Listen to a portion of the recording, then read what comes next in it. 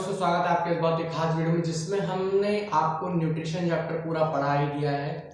ठीक है, अगर आपने उसे नहीं देखा है तो डिस्क्रिप्शन बॉक्स में उस पर लिंक आपको दे दूंगा, आप उसे जाकर देख लीजिएगा। और उससे पहले आप हमारे चैनल पर नए आए हैं तो हमारे चैनल को सब्सक्राइब जरूर कर दीजिएगा। तो न्यूट्रिशन चैप्टर से रिलेटेड दो टॉपिक रह गए थे। ठीक, टॉपिक क्या वो तो डू यू नो आपने जरूर देखा होगा एनसीईआरटी की बुक में। ठीक है, वो मैं आज आपको बताऊंगा कि उसका मतलब क्या है। आपने पहले देखा होगा, उसमें लिखा होगा ब्लड प्रेशर के बारे में और दूसरा लिखा है आर्टिफिशियल किडनी के बारे में। बहुत से कमेंट आ रहे थे कि वो भी बताओ वो भी बताओ, तो चलिए स्टार्ट करते हैं हम उसे। ठीक है, तो सबसे पहले हम ब्लड प्रेशर की बात करते हैं। आपने अक्सर सुना होगा कि आपकी दादी हैं या आपके दादाजी हैं, आपके पापा हैं, ज्यादा गुस्से में उनका ब्लड प्रेशर एकदम बढ़ जाता है। बीपी सुना होगा आपने, ब्लड प्रेशर तो बहुत कम ही सुना होगा। ठीक है, तो बीपी का क्या मतलब होता है वो मैं आज आपको बताता हूं। बीपी का मतलब होता है ब्लड प्रेशर। ठीक है, ब्लड प्रेशर से क्या फर्क पड़ता है, जैसे ये आपके मान लीजिए कोई आर्टरी है। ठीक है, आर्टरी है तो जब इसके अंदर खून कम हो जाता है यानी कि ब्लड प्रेशर कम हो जाता है तो ये सिकुड़ जाती है, पतली हो जाती है। ठीक है, और जैसे ही ब्लड का फ्लो तेज हो जाता है ये अपने आप रिलैक्स हो जाती है यानी कि फिर से अपने ओरिजिनल साइज में आ जाती है। तो जब आपकी नसें कॉन्ट्रैक्ट हो जाती हैं, नसें कॉन्ट्रैक्ट होंगी, आप लोगों ने अक्सर देखा होगा अगर नसें कॉन्ट्रैक्ट हो जाते हैं तो आपका हाथ कुछ कम ही काम करता है। ठीक है, तो ब्लड प्रेशर कम हो जाने पे इसलिए ही चक्कर आते हैं। आपका मिनिमम ब्लड प्रेशर इतना, एक नॉर्मल इंसान के लिए इतना ब्लड प्रेशर तो होना ही चाहिए। एक नॉर्मल इंसान के लिए 120/80 ये होना चाहिए ब्लड प्रेशर। ठीक है, ये सिस्टोलिक और ये डायस्टोलिक। ठीक, 120 सिस्टोलिक होना चाहिए और 80 डायस्टोलिक होना चाहिए, डायस्टोलिक। ठीक है, ये होना चाहिए। लेकिन आजकल जैसे कोविड चल रहा है तो इसके लिए नए मानक आए गए हैं, लाए गए हैं। 120/80 के बदले आपके नए मानक है 130/90। ठीक है, ब्लड प्रेशर नापने के नए मानक, यानी कुछ डॉक्टर्स इसको भी नॉर्मल ब्लड प्रेशर ही मानते हैं। ठीक है, इसको नॉर्मल ब्लड प्रेशर क्यों मानते हैं आइए ये भी जानते हैं।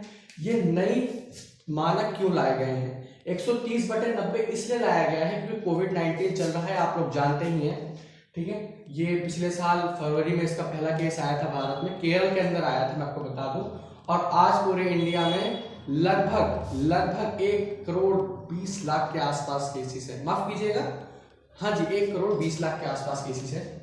ठीक है, तो 120/90 इसलिए ही नए मानक लाए गए हैं कि इस समय पे यहां तक कि बच्चों के भी ब्लड प्रेशर, बच्चों के भी जो ब्लड प्रेशर्स हैं वो इतने ही आते हैं 120/80, क्योंकि बच्चों के इतने नहीं होने चाहिए।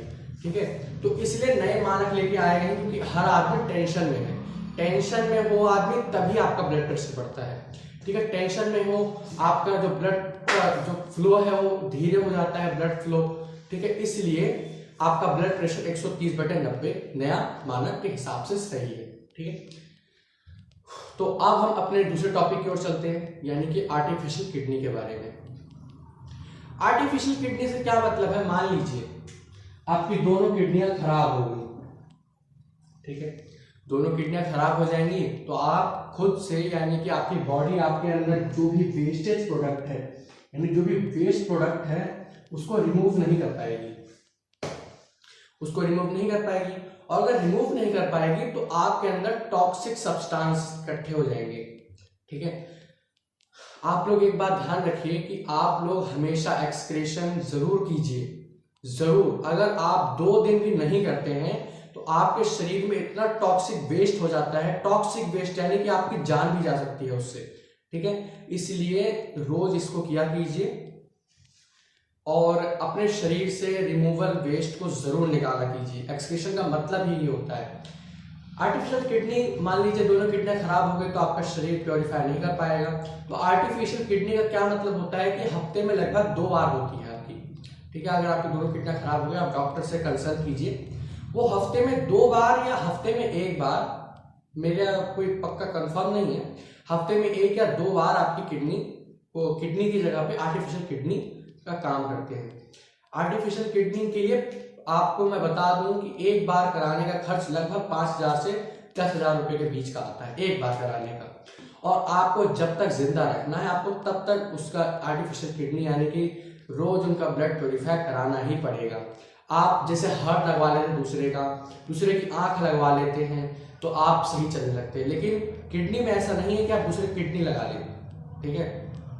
इसलिए जब तक आपके पास पैसे हैं तब तक ही वो इंसान जिंदा है। जिस दिन आपके पास पैसे खत्म हो गए उसी दिन वो इंसान नहीं बच पाएगा, क्योंकि ब्लड प्योरीफाई करना बहुत जरूरी है। अगर ब्लड प्योरीफाई नहीं हुआ तो सब्सटेंस इकट्ठा हो जाएगा, ठीक है। तो आज की वीडियो के लिए बस इतना ही। हमारा चैप्टर हो चुका है कंप्लीट।